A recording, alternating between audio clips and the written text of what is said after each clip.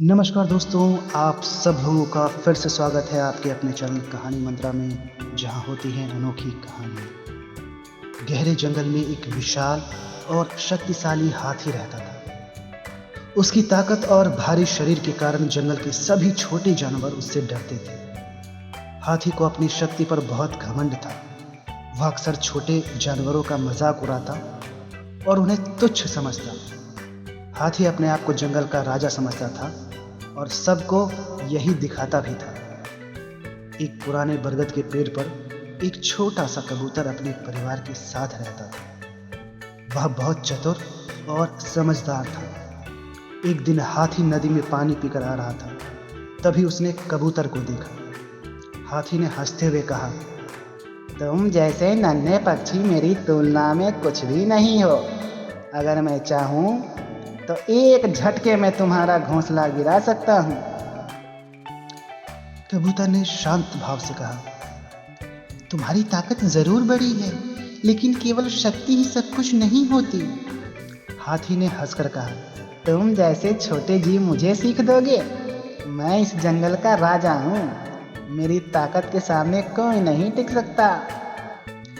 कुछ ही दिनों बाद जंगल में भीषण बारिश हुई। नदी का जलस्तर बढ़ने लगा और कई पेड़ गिरने लगे। हाथी को कोई चिंता नहीं थी, क्योंकि उसे लगता था कि उसकी ताकत उसे बचा लेगी। लेकिन अचानक नदी में तेज बाढ़ आ गई और हाथी का पैर कीचड़ में फंस गया। उसने बहुत कोशिश की, लेकिन वह खुद को बाहर नहीं निकाल सका। जंगल के बाकी जानवर सुरक्षित स्थानों पर जा चुके थे, लेकिन हाथी अकेला फंसा रह गया। इसी दौरान वह छोटा कबूतर उड़कर आया और बोला, अब तुम्हारी ताकत कहाँ है मित्र? अगर तुम्हारी शक्ति ही सब कुछ होती तो तुम आज इस मुसीबत में ना होते। हाथी ने कबूतर से मदद मांगी। कबूतर उड़कर जंगल के दूसरे जानवरों के पास गया और उनकी मदद से हाथों की कीचड़ से बाहर निकालने में सफल रहा। हाथी को अपनी गलती का एहसास हो गया। उसने समझ लिया कि शक्ति से ज्यादा महत्वपूर्ण बुद्धि, सहयोग और विनम्रता होती है। अहंकार का अंत निश्चित है और जो अपनी ताकत पर घमंड करता है वह एक दिन जरूर गिरता है। इसके बाद हाथी ने छोटे जानवरों का सम्मान करना सीख लिया और जंगल में सबके साथ मित्रता से रहने लगा। दोस्तों, आप सब लोगों को शायद पता होगा, महाभारत की वो बात, दुर्योधन का घमंड और अधर्म अंततः उसकी हार और कुल के विनाश का कारण बना।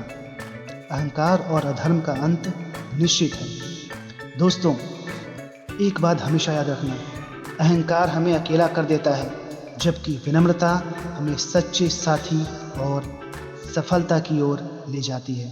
दोस्तों, आशा करता हूँ आपको ये कहानी अच्छी लगी होगी। कृपया इसे अपने दोस्तों के साथ लाइक शेयर करें और हमारे चैनल को ज़्यादा से ज़्यादा सब्सक्राइब करें। धन्यवाद।